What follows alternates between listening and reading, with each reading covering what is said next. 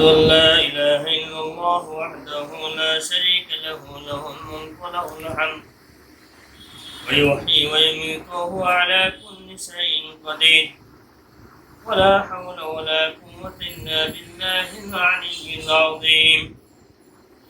أشهد أن لا إله إلا الله وحده لا شريك له الملك وله الحمد ويحيي ويميت وهو على كل شيء قدير ولا حول ولا قوة إلا بالله العلي العظيم. أشهد أن لا إله إلا الله وحده لا شريك له الملك وله الحمد ويحيي ويميت وهو على كل شيء قدير ولا حول ولا قوة إلا بالله العلي العظيم. بسم الله الرحمن الرحيم الحمد لله رب العالمين الرحمن الرحيم مالك يوم الدين إياك نعبد وإياك نستعين اهدنا الصراط المستقيم صراط الذين أنعمت عليهم غير المغضوب عليهم ولا الضالين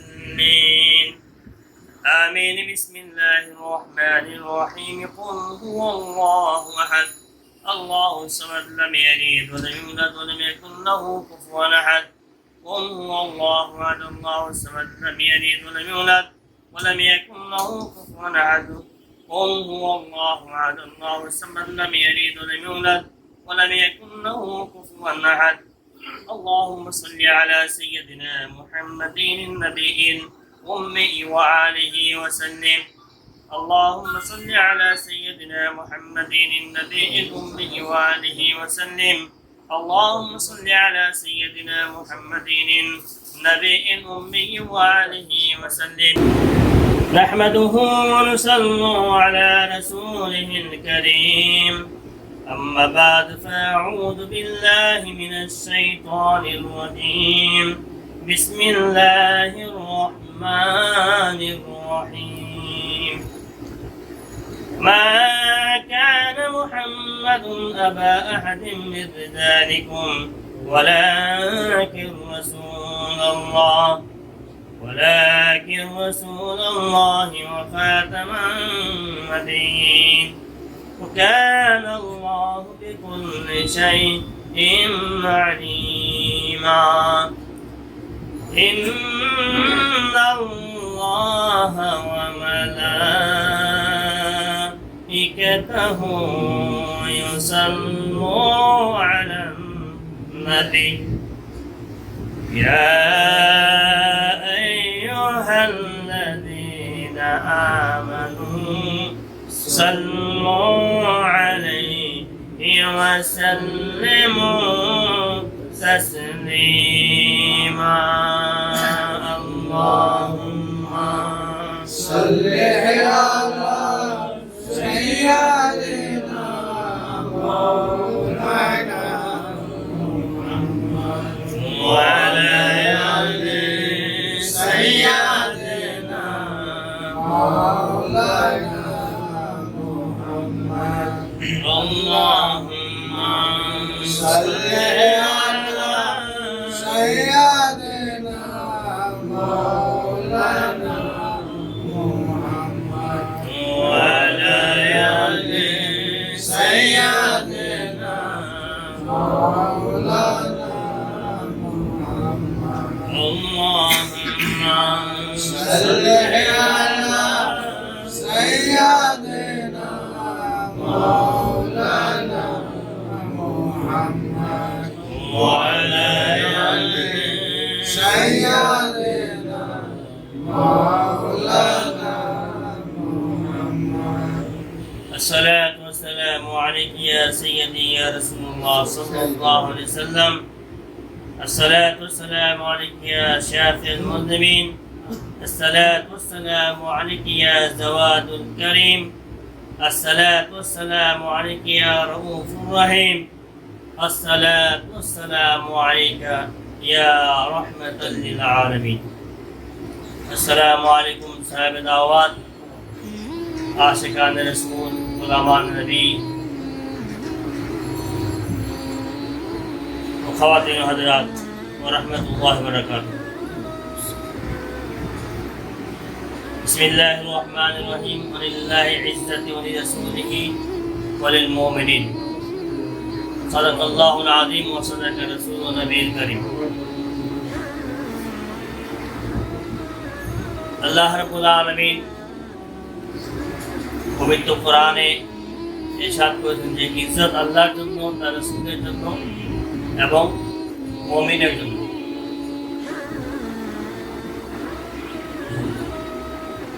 এখন মুমিন কারা আর মুসলমান কারা?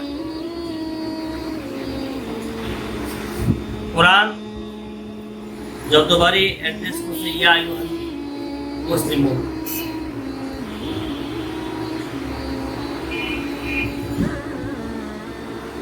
এই যে আল্লাহ রাব্বুল আলামিন ঘোষণা ইজ্জত আল্লাহর জন্য, তার রাসূলের জন্য। মুমিনের জন্য ইজ্জত কখন হবে? যখন মুমিন কখন একজন মানুষ যখন নিজের জীবন থেকে অধিক মুহাম্মদুর রাসূলুল্লাহ ভালোবাসে, তখন মুমিন হয়।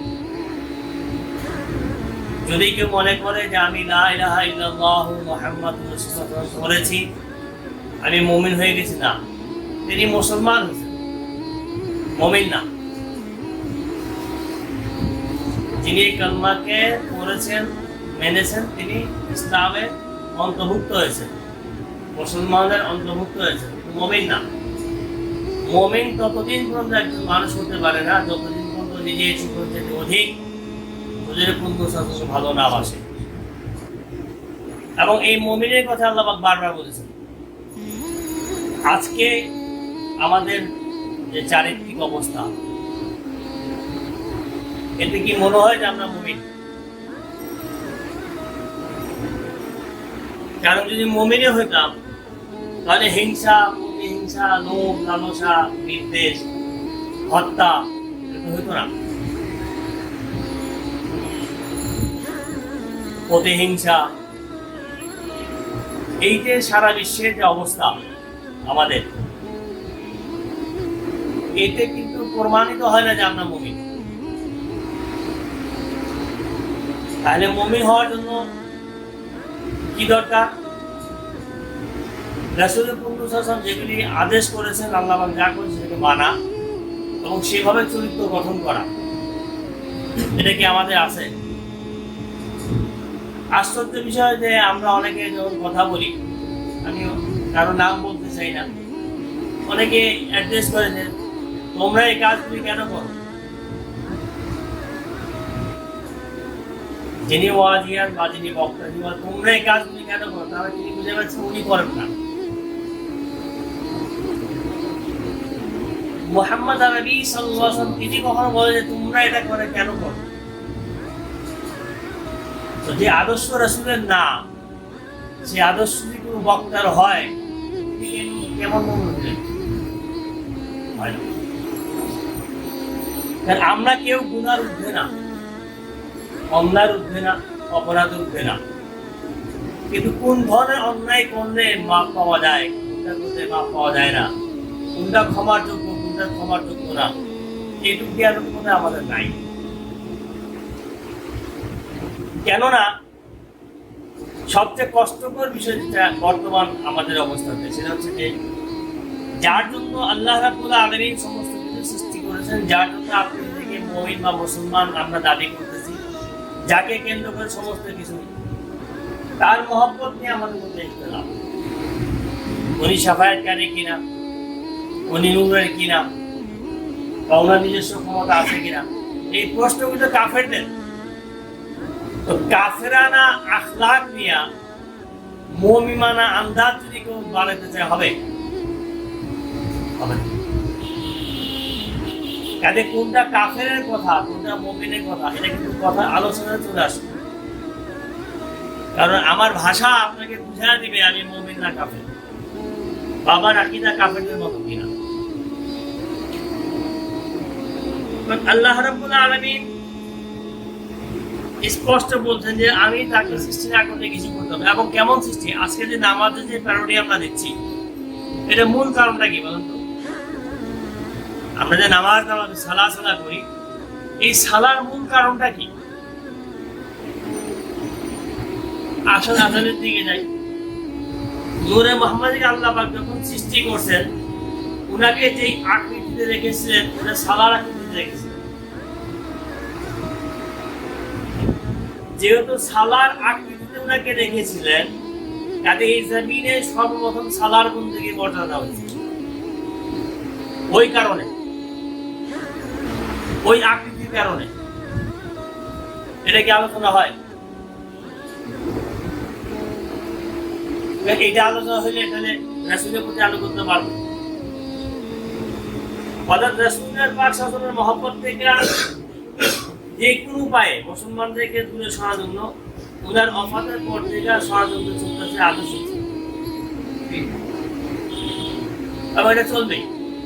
এবং এটা কিন্তু ভিন্ন কোন লোক এসে আপনাকে আমাকে বলে না। আমাদের মধ্যে একজন আছে যারা মুসলমান বলে, মুমিনও বলে, উলামাও বলে, আলেমে দ্বীনও বলে, আবার তারা রাসূল শাফায়াতকারী না, তিনি গায়েব জানতেন না, ওনার কিছু করার ক্ষমতা নাই। এগুলি তো কাফেরের আকীদা। কাজে এই আকীদার থেকে আমাদেরকে বাঁচতে হবে। এখন হুজুরের পূর্ণ শাসন যে আদর্শগুলি আমাদেরকে দিয়েছেন, সেগুলি আমরা যদি পছন্দ করি তাহলে আমরা মুমিন, আর যদি না করি তাহলে মুনাফিক, মুশরিক, কাফের।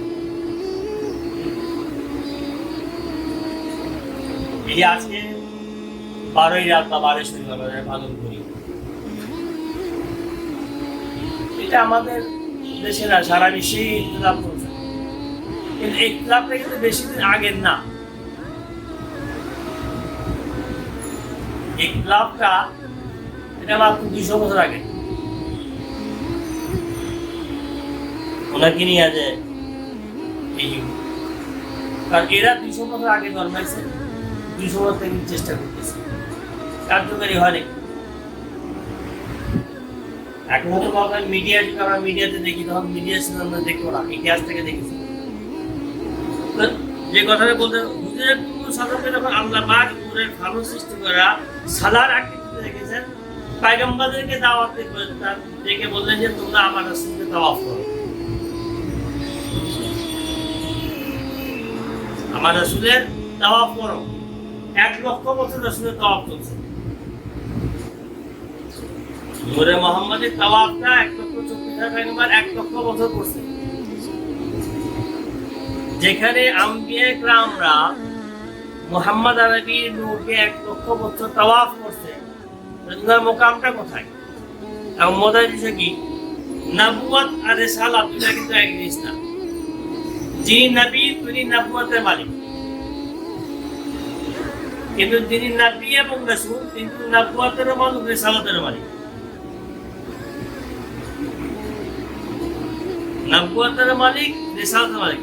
একজন নবী একজন রাসূলের সমকক্ষ না, কিন্তু একজন নবী একজন রাসূলের সমকক্ষ না। যদি একজন নবী একজন রাসূলের সমকক্ষ না হয়, তাহলে আমি আপনি কিভাবে হই? আমি একটা কথা এর আগে আপনাদেরকে বলেছিলাম, আজকে পৃথিবীতে 720 কোটি মানুষ বা 750 কোটি মানুষ, হ্যাঁ কাছাকাছি। এখন ওখানে আরো 800 কোটি চলে গেছে, আরো 800 কোটি আসবো আন্দাজ। এটা তাহলে আপনাকে 3000 কোটি মানুষ বা 5000 কোটি মানুষের মধ্যে নবী পাঠিয়েছেন আবার 1,24,000। এই তো আমাদের রাসূল বলেন 313 জন। তো যদি আপনি তার মধ্যে হইতেন তাহলে আপনিও নবী হইতেন। আপনারা বলেন যে নবী আমাদের মধ্যে হইতেন, আপনিও নবী হইতেন, আপনাদের করে গেছে আমার তা তো করে নাই। নবী করেনি, রাসূল কিন্তু হইতেন। এই জিনিসগুলি আমাদেরকে বুঝতে হবে এবং এটার খেলাফ যারা থাকে এদের সাথে সম্পর্ক রাখা যাবে না। কে মিলাদ করেন কে করেন না, এটা আমি ঝগড়া করি নেই, করতেও চাই না, যার যা ব্যক্তিগত ব্যাপার। বাট নৈতিক আদর্শ ব্যাপার আমি তার সাথে সম্পর্ক রাখলাম। সে পরের এই জন্য তার সাথে গিয়ে আমার মারামারি করতে হবে, তার কলার ধরতে হবে, তাকে গালি দিতে হবে না, ইসলামে শিক্ষা দেয়নি। আল্লাহ রাসূল সাল্লাল্লাহু শিক্ষা আমাদের দেন নাই। বাট আমার তার কাছ থেকে আমার দূরে থাকতে হবে, কারণ তার আখলাক যদি আমার পরে একসময় দেখা যাবে আমিও ঘুরে গেছি, শয়তান তখন তাকাচ্ছে। একটা হাদিস আমি বারবার বলি মনে গেছে, হুজুরে পুন্নু সাল্লাল্লাহু আলাইহি এই হাদিসটা একবার না কয়েকবার উনি আফসোস করে বলছেন যে আখরি জামানের উম্মতরা বুত পূজা করবে না, কিন্তু তারা শয়তানের পূজা করবে। আর শয়তানের পূজাটা কি এই তিনি বারবার বলছেন, এটা কি? আমার ভিতরে ক্রোধ আছে, শয়তানের পূজা। আমার লালস আছে, শয়তানের পূজা। আমার ভিতরে হিংসা আছে, শয়তানের পূজা। প্রতিহিংসা আছে, শয়তানের পূজা। হুজুরকে মানি না, শয়তানের পূজা। আল্লাহর হুকুম মানি না, শয়তানের পূজা। যাকাত দিতে চাই না, শয়তানের পূজা। হকুল্লাহ হকুলিবাদ হক পালন করি না, শয়তানের পূজা। এটা শয়তানের পূজা। আচ্ছা, মজার বিষয় দেখেন, আমাদের মধ্যে অনেকে বাতেন মানি না, মানি না। ওই আর্টিকেল বলে না, ইন্না লিল্লাহি ওয়া ইন্না ইলাইহি রাজিউন। তোমার কাছ থেকে আসছে, তোমার কাছে তো ছিল তো আগে কোথাও, না থাকলে তো আসে নাই। যখন ছিল তখন কি ছিলাম?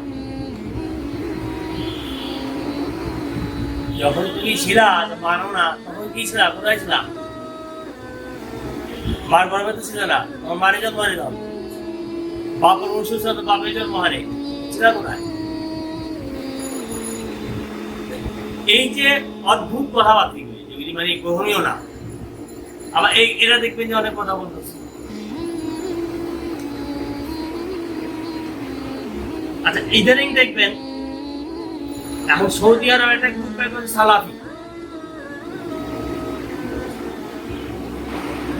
এই সালাফিদের কাজ কি? হুজুরে পুন্নু সাল্লাল্লাহু হাদিসকে তারা মানে, এবং তারা ইদানিং একটা জিনিস করতেছে, এখন ইচ্ছাই হোক অনিচ্ছা হোক তারা করতেছে। সেটা কি? যে তিনি কিয়ামত পর্যন্ত কি হবে এটা বলে গেছেন, এটা এখন স্বীকার করে তারা। আবার পাশাপাশি মধ্যে তিনি গায়ে জানেন।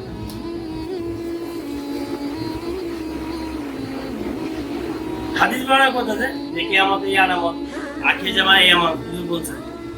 হুজুর যদি গায়েবই না জানতো তো কোন সময় থাকি বা বলতেন। এই যে জিনিসগুলো, এগুলো থেকে আমাদের বাঁচতে হবে। এবং হুজুর পাক সাল্লাল্লাহু ব্যাপারে, আহলে বাইতের ব্যাপারে কারোর সাথে কোনো আপোষ করা চলবে না।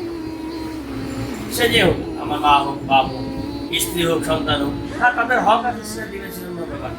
যদি আপনার বাপ মা কাফে থাকে তাহলে আপনি খেদমত করবেন, আল্লাহর রাসূলের হুকুম আছে, কোরআনের হুকুম আছে, বাট আপোষ চলবে না।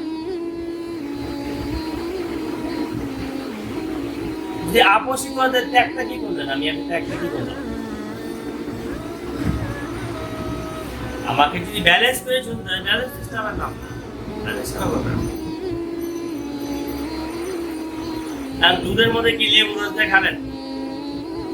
হ্যাঁ, যদি আপনি দুধের সাথে লেবুর আপোষ করতে না পারেন, দিয়ে না খেতে পারেন, আপনার ফিজিক্যাল ক্ষতি হতে পারে, শরীরের সমস্যা হতে পারে। এইটা যদি বুঝেন, আমরা বুঝি, তাহলে যেটা হুজুর সাল্লাল্লাহু মানেন না সেটা আমি আপোষ করবো। সে যে কেউ নাই, একা চলে অসুস্থ করে। যে মুহূর্তে চোখটা বন্ধ হয়ে যাবে, ওই মুহূর্তে কিন্তু আপনি যে ঘুমান, আমি সাইদুর রহমান নাম পেয়েছে, নাম কিন্তু দাস। যে মুহূর্তে আমার রুটা বাইরে হয়ে যাবে, আমার প্রায় তোমার সাইদুর আছে, জিজ্ঞেস করে লাস্টটা কোথায়, লাস্টটা কোথায়?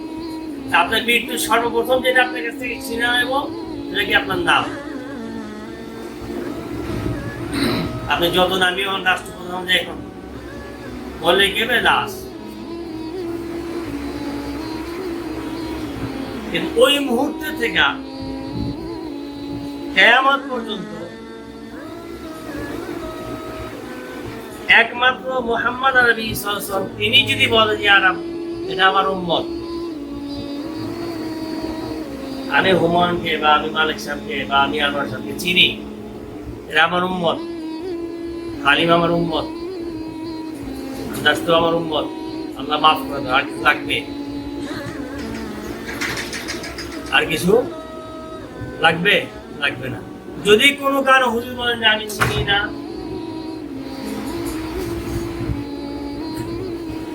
যদি বলেন আল্লাহ আমি চিনি না, তাহলে কি পৃথিবীর কোনো শক্তি দ্বারা, কোনো অর্থ দ্বারা, কোনো কিছু দ্বারা কিছু করা সম্ভব হবে? হ্যাঁ, তাহলে কিসের বড়াই, কিসের অহংকার? কোনো টাকা, কোনো পয়সা, কোনো কাজ আসবে না। কে আসবে? সন্তান আসবে না। কে আসবে? মুহাম্মদ রাসূলুল্লাহ। এবং তিনি কেমন আসেন আপনি দেখেন না। পৃথিবীতে যেদিন তিনি আসছেন, আয়েশা কি বললেন? আমার উম্মতকে আমার হাওলা করে দাও। হাবলি উম্মতি আল্লাহুম্মা ইয়া রাব্বি। আমার উম্মতকে আমার হাওলা করে দাও। কেন? তিনি জানেন আল্লাহ পাকের জালালের অবস্থা। আল্লাহ জালালিয়াত মুকামটা কি তিনি বুঝতেন, জানেন তিনি। যার কারণে উনি আশ্রয় তখন থেকে নিয়ে রাখছেন। মেরাজে গেছেন, সেখানেও যাইছেন। পৃথিবীর থেকে যাচ্ছেন, তখনও বলতেন যে আমার উম্মত কি হবে? আপনি বলেন যে উনার সম্মান, আরে আজরাইল যখন আসছেন উনি তো এক আসেন নাই, আসলে জিবরিলের সাথে নিয়ে আসছেন। জিবরিল বললেন যে, উনি বললেন যে জিবরিল মনে হয় বাহিরে কেউ আছে। উনি বলে গায়েব জানে না। জিবরিল মনে হয় বাইরে কেউ আছে। কে আসছে? আজরাইল আসছে। ঠিক আছে, ওখানে মা ফাতেমা বসেছে, বলছে মা ভিতরে যান। ডাক শুনুন, আসছে, সালাম দিছে। আসলে আমার জীবন আমি সালাম দিই। আপনি ওয়াহেদ, দেখছি যাকে আমি সালাম করতেছি এবং কার কাছ থেকে আমি অনুমতি নিয়ে নিব। আল্লাহ পাক বলছে জিবরিল থেকে টাকা বলে সারা জিবরিল কি বলো? আচ্ছা, জিবরিল তো বুঝেন উনি কি চান। জিবরিল কিন্তু বলেন যে আল্লাহ হুকুম সামনে চলেন। আচ্ছা, জিবরিল কি বললেন? ইয়া রাসূলুল্লাহ, আল্লাহ পাক আপনার দিদারের অপেক্ষা আছে। আল্লাহ পাক আপনার দিদারের অপেক্ষা আছে। ঠিক আছে, আমি যাবো, আমার উম্মতের আমি জমিন থেকে আগে চলে যাব, এদের সাহারা কে দিবে? এদের সাথে ব্যবহারটা কি করবে? আল্লাহ পাক বলছে যে তুমি বলো যাদের সরিষার রায়ের মতো আমার ঈমান আছে, মহব্বত আছে, আমি তাদেরকে ছেড়ে দেব। আমার রহমতের ছায়া মানে উনি এত কিছু করার পরে তারপর যদি প্রতি মহব্বত না জাগে, তাহলে আমাদের ছেলের বড় কামবাক কেউ আছে নাকি? মুনাফেক কেউ আছে নাকি? অপদার্থ কেউ আছে নাকি আমাদের?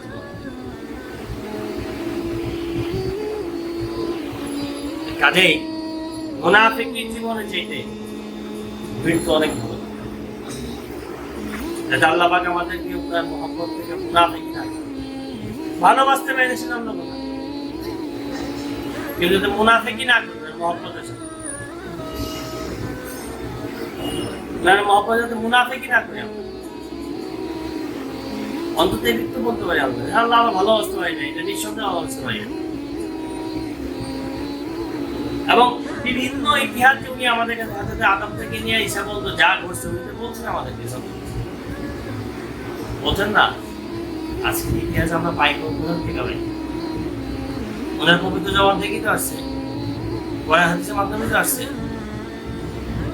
এখন এটা আজকে বলবেন তার স্থায়ীর জন্য আমাদের কষ্ট হয়, হওয়াটা উচিত মুসলমান হিসাবে। আসলে এটা কি অনুশোচনার কষ্ট, অনুভূতির কষ্ট, নাকি দেখতেছি খারাপ লাগে? যদি অনুশোচনাই থাকতো, অনুভূতি থাকতো, তাহলে আমরা তো ঈদ পালন করতাম না।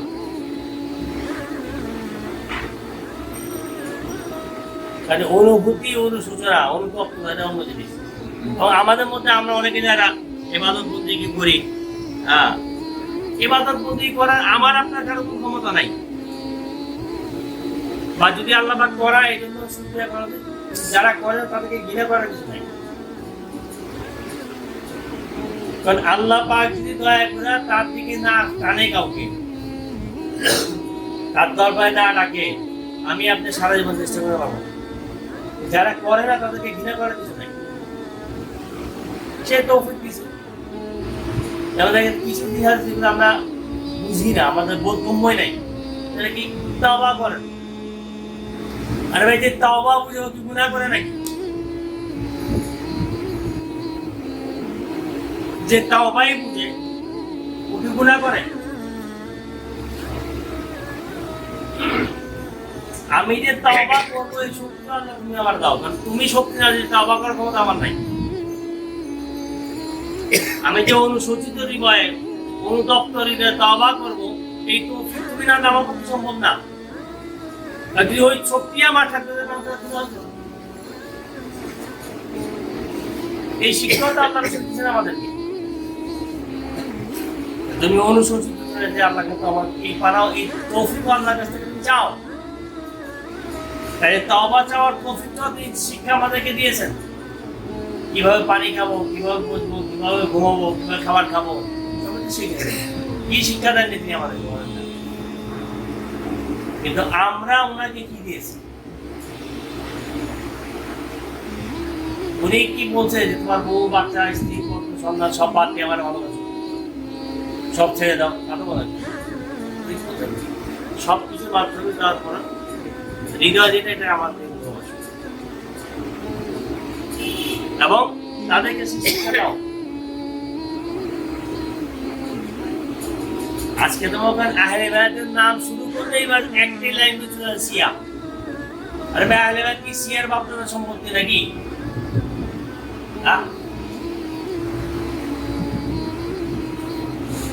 আহলে বায়াত ইসলাম যে কারো বাবার সম্পত্তি না, এটা কথা আসছে। শিয়া প্রসঙ্গ কেন আসে? এগুলি করলো কারা? ইহুদি চক্ররা করছে। ওইটা শিয়া, এটা সুন্নি না। আপনি দেখেন সে রাসূলকে ভালোবাসে, রাসূল পাক সাল্লাল্লাহু আলাইহি ওয়াসাল্লামের আদর্শ তার আছে কিনা, আহলে বায়াতের প্রতি তার মহব্বত আছে কিনা, আহলে বায়াতের কষ্ট লাগে কিনা, আহলে বায়াতের খুশিতে তার চেহারা ঝলঝল করে কিনা, তাহলে সে পরিচিত আসে কিনা। আহলে রাসূলের কষ্ট যে কষ্ট পায় না, ও আবার কে মুসলমান? আহলে রাসূলের সুখের দিন যার চেহারা ঝলঝল করে না, ও আবার কে মুসলমান? এখানে শিয়া সুন্নি ফ্যাক্ট না, এখানে ইশক আছে কিনা। এটা তো আমি নাম দিয়েছি, আমি শিয়া, সুন্নি, ওই হানাফি, ওই মালিকি, ওই হাম্বলি। দেখেন ইমামগঞ্জে কাজ করছে তারা। আল্লাহ পাক তার রাসূল পাক সাহেবকে পাঠানোর পূর্বেই হাজার হাজার বছর বছর প্ল্যানিং করে রাখছে কোথায় পাঠাবেন, কি করবেন। এবং মজার বিষয় হচ্ছে কি যে হযরত আদম ইসলাম যখন ভারতবর্ষে নামলেন, যাকে নাম হলো সালাম দিক, পুরো অসহায় গেলেন, অনেক কষ্ট। তাহলে জিপির আজান দিলেন সেখানে এসে, যখন বললেন আশহাদু আন্না মুহাম্মাদুর রাসূলুল্লাহ, বললেন জিপির আমি এই নামটা আরসা জীবনে দেখছিলাম, কিন্তু আল্লাহ পাককে জিজ্ঞাসা করে সাহস পাইনি। কে বলছে? উনি আপনার বংশ থেকে আসবেন, উনি মুহাম্মদ সাল্লাল্লাহু আলাইহি ওয়াসাল্লাম, যার নাম সবাই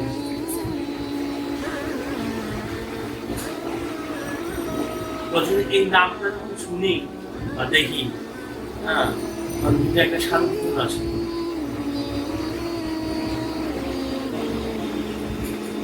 আল্লাহ পাক যেখানে যেভাবেই তার নাম রাখছে, সেখানে নাম রাখছে। যেখানে আপনি আজানে বলেন, একামতে বলেন, কোরআনে বলেন, কলমায় বলেন, সালাতে বলেন, নাই কোরআন। মজার বিষয় কি, আমরা কি বলি লা ইলাহা ইল্লাল্লাহ মুহাম্মাদুর রাসূলুল্লাহ। আর যদি এখান থেকে দেখেন, জমিন থেকে যদি তাকান, তাহলে মুহাম্মাদুর রাসূলুল্লাহ আগে, লা ইলাহা ইল্লাল্লাহ পড়ে। কেন? যেহেতু মুহাম্মদ রাসূলুল্লাহ তিনি বলছেন আল্লাহকে তো আমি গিয়ে দেখে আসি নাই, আমার 14 বছর দেখে নেই, উনি বলছে আমি মানছি। যখন এদিক থেকে আপনি যাবেন, এদিক থেকে যখন যাবেন মুহাম্মদ রাসূলুল্লাহ আগে আল্লাহ পরে, আর ওদিক থেকে যখন দেখবেন ঠিক আছে আল্লাহ আগে মুহাম্মদ রাসূলুল্লাহ পরে। কালমাটাকে যে ডিভাইডটাকে যে বিভক্ত করছে লা ইলাহা ইল্লাল্লাহ, এই যে ব্যাখ্যা দ্বারা করছে, যেমন এখান থেকে যদি ধরেন চাঁদ আগে, এখান থেকে আপনি তাকান তাহলে চাঁদ আগে, ওদিক থেকে যদি তাকান তাহলে চাঁদ আগে চাঁদ পরে, ঠিক এইভাবে সিস্টেমগুলি করা হয়েছে। এখান থেকে তাকাইলে মুহাম্মদ রাসূলুল্লাহ আগে আল্লাহ পরে, ওখান থেকে আসলে আল্লাহ আগে মুহাম্মদ পরে। কেন? এটা হচ্ছে লা ইলাহা ইল্লাল্লাহ কিন্তু এটা আল্লাহর জিকির, এটা রাসূলের জিকির। লা ইলাহা ইল্লাল্লাহ হুজুরের সুন্নাত। আমরা যখন বলি লা ইলাহা ইল্লাল্লাহ এটা রাসূলের সুন্নাত পালন করতেছি।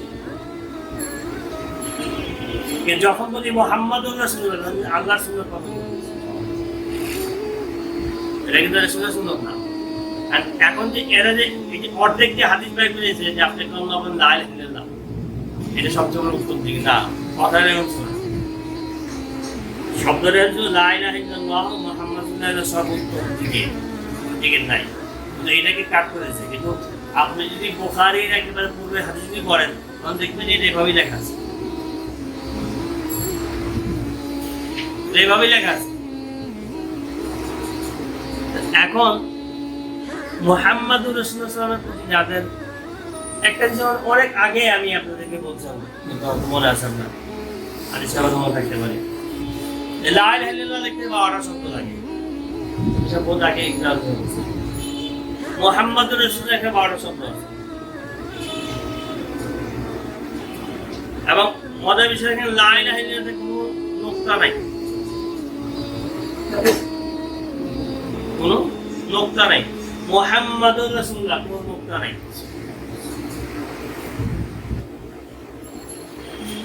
অর্থাৎ তার নামের সাথে কোনো নোক্তা রাখে নাই, তার হাবিবের নামের সাথে কোনো নোক্তা রাখে নাই। কেন? অর্থাৎ নোক্তাবিহীন সেটাকে তারা করেছে। যেমন আদম, ঠিক আছে, বান্দা, ইনসান, নূহ আছে, কিন্তু মুহাম্মদ সাল্লাল্লাহু আলাইহি ওয়াসাল্লাম মুহাম্মাদুর রাসূলুল্লাহ। এই কারণ কি? লোকটাটা কখন দেওয়া যেটা সংযুক্ত শব্দ করা হয়, একটা ধরতে হয়, যখন আপনি ধরে কিছু করতে হবে সেটা সিট হয়ে যায়। তার নামের সাথেও সিট সে রাখেনি, সেই শব্দ যেখান থেকে শুরু হয় সংযুক্ত ওটা সে রাখেনি। তার হাবিব কিছু কত ভালোবাসে, এবং সে নিজেই বলছে আমি লুকায়িত খাতা আসলাম, আমি আমার রাসূলের মাধ্যমে প্রকাশিত হলাম, প্রকাশিত হলাম। যার মাধ্যমে তিনি প্রকাশমান, আপনি তাকেই মানবেন না তো তারে মেনে লাভ আছে নাকি? আল্লাহরে মানে নাকি বলেন না? আজকে আল্লাহর সাথে অন্য জাতি ঝগড়া নাকি? মুহাম্মাদুর রাসূলুল্লাহ হুজুরকে মানে নাই, আল্লাহর যতই মানছে তার বাদ দিয়েছে। আল্লাহরে সবাই তো মানে, অলমাইটি কিন্তু আছে মানে না, কিন্তু যেহেতু মুহাম্মাদুর রাসূলুল্লাহ গ্রহণ করে নাই, আপনাদের তাহলে সেটা আমি হই, আপনি হন, আর যে হোক, যদি মুহাম্মাদুর রাসূলকে গ্রহণ না করা হয়, কোনো বন্দেগী, কোনো ইবাদত, কোনো বুদ্ধিতে কোনো কাজ হবে না। আপনি দেখেন ইমাম শাফিঈ রাহমাতুল্লাহ আলাইহি একটা কেস গরমে এক সময় এত গরম বরদাস্ত করতে পারি না, বয়স হয়ে গেছে,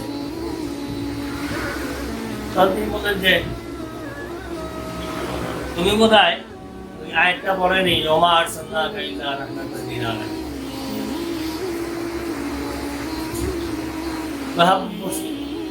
যদি তোমার বেশি গরমে কষ্ট পাও, যেহেতু উনি রাহমাতাল লিল আলামিন, ওনাকে ডাকো,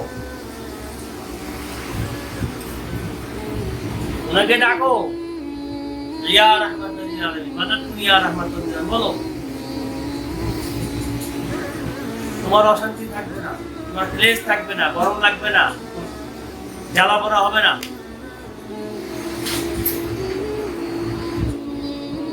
এখন এই ইমাম শাফিঈ রাহমাতুল্লাহ আলাইহি যে তালিমটা দিলেন, এটা কি শিরক করছেন তিনি? এখন বলে ইয়া রাসূলুল্লাহ বলা যাবে না, কেন? শিরক। আচ্ছা ঠিক আছে, এখন ইয়া আল্লাহ বলা যাবে না, বলা যাবে, এটা তো শিরক। প্রশ্ন আসতে পারে কেন শিরক? আপনি ইয়া আল্লাহ কেমন রাখবেন?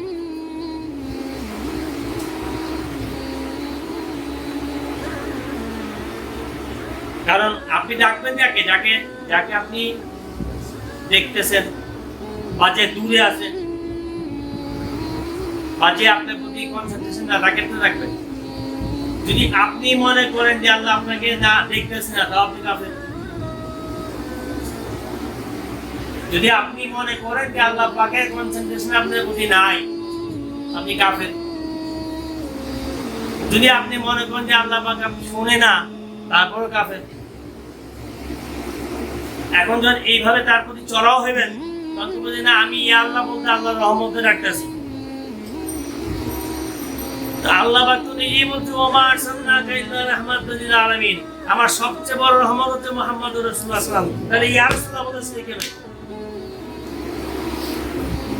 যখন আমি বলতেছি ইয়া রাসূলুল্লাহ, তখন তো বলতেছি হে রাহমাতাল লিল আলামিন, বলছে কেন হবে?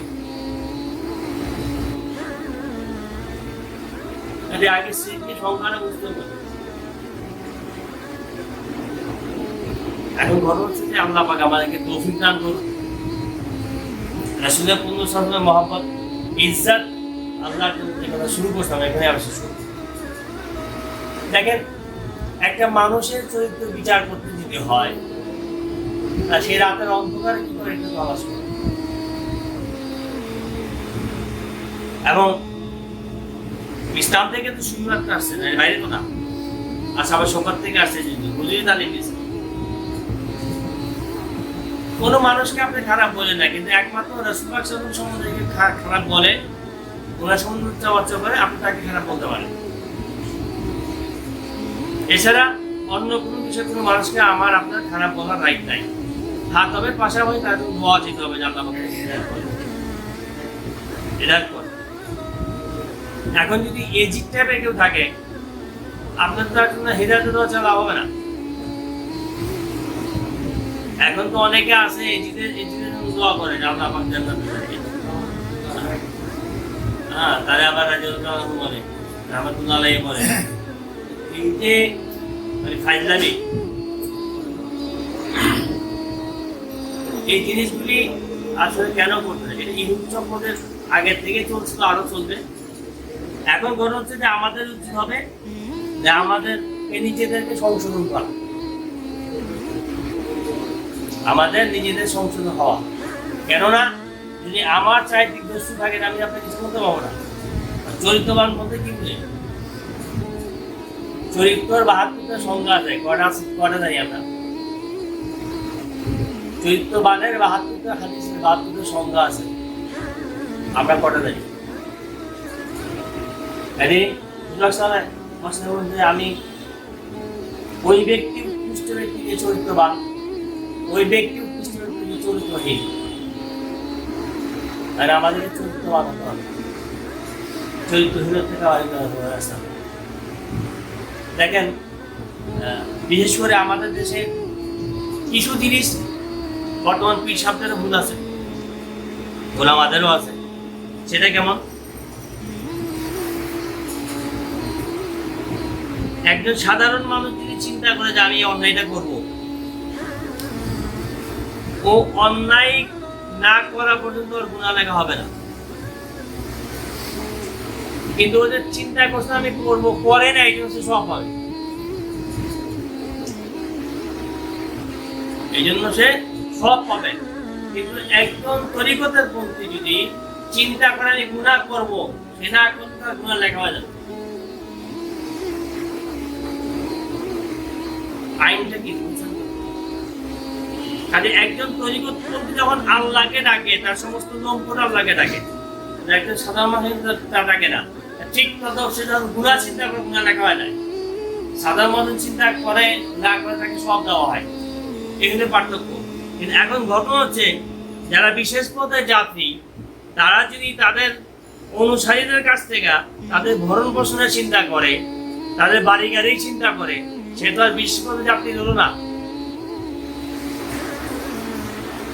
এই যে আমরা যে লম্বা লম্বা ফুল ধরি, যে আজকে কেউ হুল থাকলে এসিতে থাকতেন না, ওরা কি এসি অভাব ছিল ওই সময়? যাকে সবসময় 70,000 ফেরেশতা পাহারা দেয়, আর কি এসি বাতাসের অভাব ছিল? জান্নাত থেকে বাতাস আসলো আমার গায়ে? নাকি তারা গ্রহণ করছে কখনো? কেন করেন নাই? আমার আপনার জন্য করেন। ওনার জীবনে হেন কোনো কষ্ট যেটা আমরা ছাপার করেন নাই, কেন করছেন? যাতে আমি আপনি এক্সাম্পল দিতে না পারি যে আল্লাহ কোনো কষ্ট করে আমি কেন করবো না? যে ব্যক্তিটি আমাদের কারণে পৃথিবীর এমন কোনো কষ্ট নেই যে বরদাস্ত করতে চাইতেনি, আমরা কি জানবো না? ওনার বেলাদতের দিন জানি না, ওনার বাবা ওনার দাদার নাম কদিন জানি বলেন না। হাদিসে আসছে যে ব্যক্তি হুকাকসনের চায় পুরুষের নাম জানে না, সে পরিপূর্ণ মুসলমান না। আমাদের পরিবারের কটা বাচ্চা জানে, আমরা কদিন জানি বলতে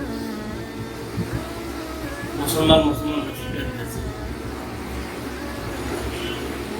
দেখেন কিছু মাধাবের লোক এগুলি লজ্জার বিষয় না। শিয়া মাধাবের লোকদের একটা গুণ আছে তাদের, তাদের ছোট ছোট বাচ্চারা বলতো আহলে বাইত সবার নাম জানে। আহলে সুন্নাতের কটা লোক জানে বলেন আমার? কজন জানে? সেক্ষেত্রে তারা আমাদের উত্তম না। যারা সুন্নি মাযহাবের অহংকার করেন সেক্ষেত্রে তারা উত্তম না, অনেক উত্তম। তাদের 5 বছরের বাচ্চা জিজ্ঞেস করেন, একেবারে 14 ইমাম পর্যন্ত আপনার নাম বলে দেবে। কার কোন দিন আগমন, কার কোন দিন চলে গেছে বলতে পারবে। সুন্নি মাযহাবের কটা বাচ্চা বলে জিজ্ঞেস করতে কার কি নাম? এখানে কেন আপনাকে কে নাম করতে হবে? আল্লামা ইকবাল কি বলছো যে তুমি ততক্ষণ পর্যন্ত শান্তি পাবা না যতক্ষণ তোমার ঘরে রাসূলের চর্চা না হবে, তাদের আলোচনা না হবে, আহলে বাইতের তালিম না হবে। হুজুর নিজেই বলছেন যে যদি তোমার ঘর যদি তুমি স্বর্গ করতে চাও, তাহলে আমার আহলে বাইতের আলোচনা করো, তোমাকে শান্তি দিবে, তোমাকে শান্তি দিবে, সুখ দিবে। আমরা তো সুখ শান্তি বলতে টাকা পয়সা বুঝি, যার যত বেশি টাকা আছে তার তত সুখ আছে না।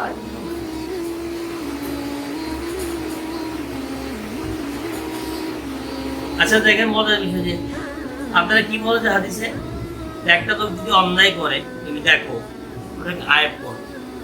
আয়াত করা মানে কি? মানে আপনি দেখছেন ওর ওটা কাউকে বললেন না। এটা এই শিক্ষাটা কেন দেওয়া হয়েছে? অর্থাৎ আল্লাহ রাসূল সবাই সবকিছু জানেন, জাহের বাদে সবাই জানেন, বলতেন না। ওই শিক্ষা থেকে এই শিক্ষাটা দেওয়া হয়েছে। প্রত্যেকটা হাদিসে নেগেটিভ পজিটিভ দিক আছে, বাহ্যিক আপনি দিকে এই হাদিস দিয়ে শিক্ষা দেওয়া হয়েছিল যে আমি রাসূল কি তোমার সমস্ত কিছু জানা করে না বলে তুমি তোমরা কারো দোষ বলো, এটা মূল কারণ।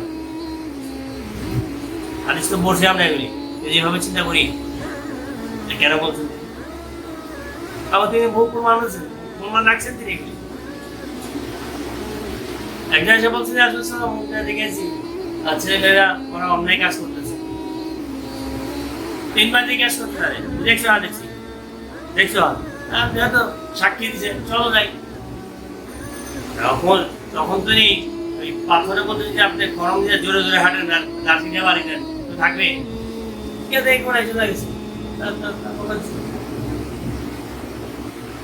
তাহলে সেই রাসূল জানার পরে যে যেহেতু তারা ধরা পড়লেন তাদেরকে হত্যা করা হবে, ওই যে রাহমাতুল আলামিন তিনি কি চাবেন আমি জাহান্নামে যাই? তিনি কি চাবেন আমরা কষ্ট করি? আমরা যা কিছু করতেছি আমাদের চারিত্রিক দোষটির কারণে। তারপরে আজকে বহির্বিশ্বের যে অবস্থা, আমাদের চরিত্রের যে অবস্থা, একমাত্র উনার কারণে আজ আমরা ঠিক আছি। কিন্তু আমাদের শরীরে চামড়া থাকার কথা না। যাই হোক, আপনারা যারা আসছেন, আমি গুনাহগার হিসেবে দোয়া থাকলে আল্লাহ পাক যেন আমাদের প্রত্যেকের সিনাকে মদিনা করে দেন। এবং পারিশ্রমিকটা আমার ইচ্ছা আছে প্রতি মাসিক করা, আল্লাহ পাক আমার হায়াতে বাঁচা রাখে। আমি তো একাই করতাম, আপনারা আসছেন, খুশি হয়েছি। তো আমার ইচ্ছা থাকবে, যে অনুরোধ থাকবে, আপনার যদি ঢাকায় থাকেন তাহলে প্রতি 1200 ইনশাআল্লাহ আমরা কোথাও যাবো না, আমরা 1200 কল করবো। যতই কাজ থাকবো আমাদের বিএসসি যাই হোক, আমরা কোথায় সাথে প্রবলেম বা বললেন যে আমার আজকে প্রোগ্রাম আছে, বিএসসি আছে, আমরা জয়েন করছি রাস্তায়, বাট এটা বাদ দিব না আমরা। হ্যাঁ, বললাম আমি ইন্টারনেটে করলাম, হ্যাঁ অনলাইন করলাম, সমস্যা তো নেই, একদিন না গেলে অসুবিধা নেই। হ্যাঁ, যদি পারস্যের করতে গিয়ে মরে যাই, সমস্যা নেই, বুঝিয়ে নাম যদি মারা যাই, এসে বড় সৌভাগ্য ভাগ্যতা কিছু নাই। আল্লাহ পাক তৌফিক দিল আমাদেরকে যে ইয়ার সুন্দর করতে করতে মৃত্যু হয়ে গেল। যদি কেউ এটাকে শিখ মনে করে, এটা তার ব্যাপার করতে থাকে, কেউ যেভাবে এটা শিখ করতে আমরা, এটা তাদের ব্যাপার, কিন্তু আমরা করতে থাকি। আল্লাহ পাক আমাদের প্রত্যেককে তৌফিক দান করে, আমাদের সন্তান থেকে আল্লাহ পাক যেন আহলে বায়াতের গোলামি করার তৌফিক দেয়, এবং আহলে বায়াতের পরিচয়ে যেতে পারে, এখান থেকে আমাদের গোলামের সনদ নিয়ে এখান থেকে যেতে পারে, সে তৌফিক দেয়। এবং আমাদের আগামী প্রজন্ম প্রত্যেকে যেন আসে, সুযোগ পৃথিবীতে আসে, এবং যাওয়ার সময় আহলে বায়াতের গোলামীর সনদ নিয়ে যেতে পারে, সেই তৌফিক আল্লাহ পাক দেন।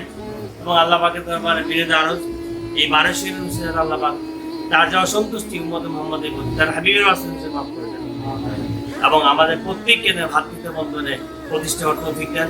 সমস্ত হিংসা, বিদ্বেষ থেকে সমস্ত ফেতনা দূর করে তার এবং তার হাবিব মুহাম্মদের দান করেন, এবং এই কমকে, এই জাতিকে যেন আল্লাহ পাক এই উপযুক্ত শাসন ব্যবস্থা থেকে পানা দান করেন। আল্লাহ পাকের শাসন ব্যবস্থা পছন্দ করেন, আল্লাহ পাকের তরফ থেকে এমন একজনকে দেন যা যিনি শাসন করলে এই জাতি আহলে বায়াতের খেদমত করতে পারে, এমন কাউকে যাতে রাষ্ট্রপ্রধান হিসেবে প্রতিষ্ঠিত করেন, এই তৌফিক যাতে আল্লাহ পাক আমাদের দান করেন। এবং আমরা যদি দেখিয়ে দিতে পারি যে তামাম পৃথিবীতে প্রত্যেকটা মানুষ মুহাম্মদুর রাসূলুল্লাহ ইসলাম করতেছে, আল্লাহ পাক সেই তৌফিক আমাদের দান করেন। অনেক কথা বলেছি, আমার কোনো কথায় কেউ কোনোভাবে কষ্ট পেয়ে থাকলে আল্লাহ এবং তার রাসূল মুহাম্মদের রাসূলের নাদান হিসেবে মাফ করে দেবেন। ওয়া আখিরু দাওয়ানা আলহামদুলিল্লাহি রাব্বিল আলামিন। আল-ফাতিহা। আল্লাহুম্মা আমিন। اللهم صل على سيدنا ونبينا وشفينا وحبيبنا ومولانا محمد. اللهم انت السلام ومنك السلام، حينا ربنا يرجع السلام وادخلنا الجنة تبارك سلام، تبارك ربنا وتعاليك يا ذا الجلال والإكرام. اللهم معدة محمد رسول الله صلى الله عليه وسلم، وما توفيق إلا بالله. اللهم صل صلاة بالعبادنا، وصل صلاة بالكلامنا، وصلي صلاة بالأعمالنا، وصلي صلاة بالإيماننا، وصلي صلاة بالفرقاننا يا رب العالمين. ربنا تقبل منا إنك أنت السميع العليم، وتب علينا يا مولانا يا محمدنا إنك أنت التواب الرحيم. بإذنك لا إله إلا الله محمد رسول الله.